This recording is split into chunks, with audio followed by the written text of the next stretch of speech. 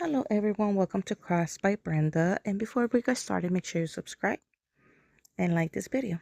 So let's get started with our tutorial. So today's tutorial is for my setup that I use to do my rose petals.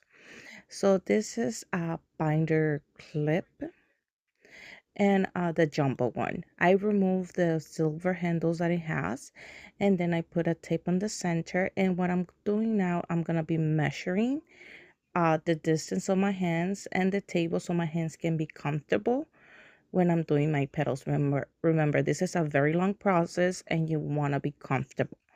So measure whatever you're comfortable. Once you have it, make sure you tape it down.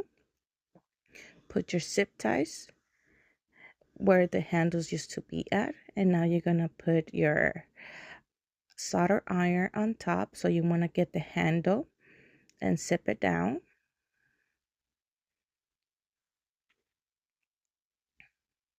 Because you don't want this to be moving. So now I am using duct tape. I prefer to use a color that matches my table. You guys can use whatever you guys want. Right now I want to use this one so you guys can see how I do my setup.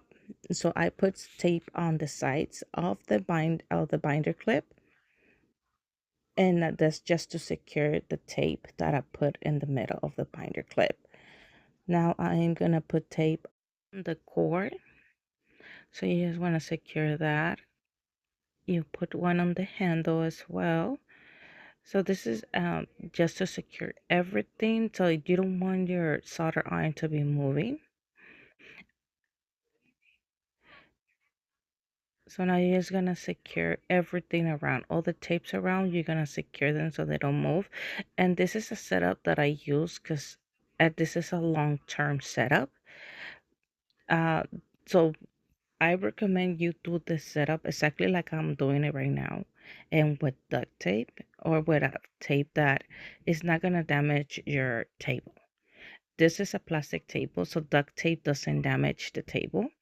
And this is a table that I use only for this, only to do the rose petals.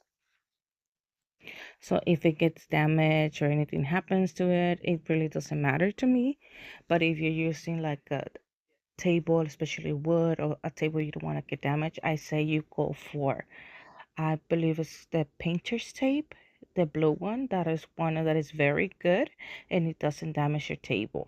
As well, there's another one that they sell $1.03. I forgot the name of it, but it's a white one and it's sort of similar like the another duct tape of like the painter's tape. So I recommend that one as well.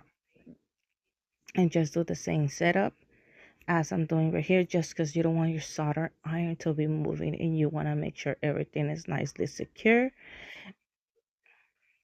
so you can work more comfortable. And especially with the solder iron, it's a little bit more, I don't want to say, if it's moving around too much, it can become a little bit dangerous. You can burn your table, you can burn your hand. If your kids are around, you can burn them. So just make sure the solder iron is nicely secure, so you don't have the issue of it moving constantly when you're doing your petals. So I am cutting the duct tape in half, as you can see, so I can continue securing. So this is just me going over already for tape places already being taped, just to secure the tape even more. And this setup is not gonna move at all. And this setup, it lasts me for months.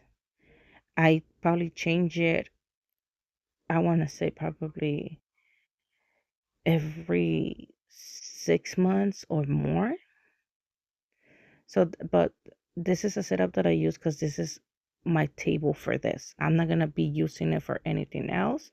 I'm not gonna be changing it. I'm not gonna be moving it. So I have this table just to do my rose petals.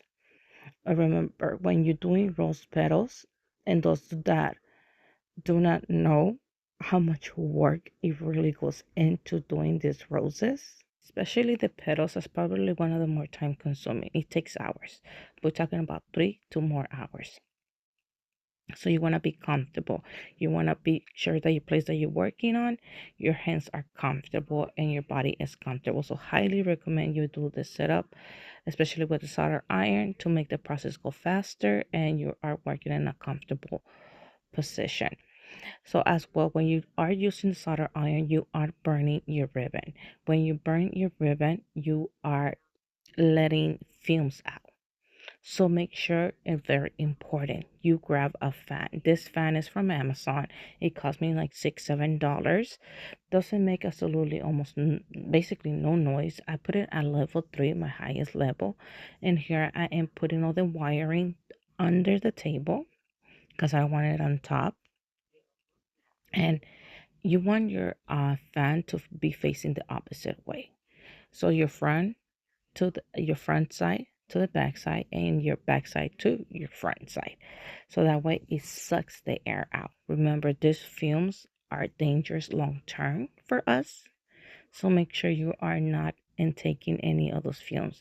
So make sure you have your little fan. This one right here is the sponge that I like to clean my needle. I clean the needle basically almost from every 75 petals to almost every 100. You don't clean it that often, so you just want to remove the residue so you keep your solder needle nice and clean and working good so it doesn't slow you down. For a setup that you're gonna remove right after you're done working, just put the tape on the handle and on the cord. Use the binder clip to help you as well with the zip ties, and you just can easily remove it right after. You just don't want your solder iron to be moving. This is my setup for at least months. So this is how I like to do it, to keep it like this for months.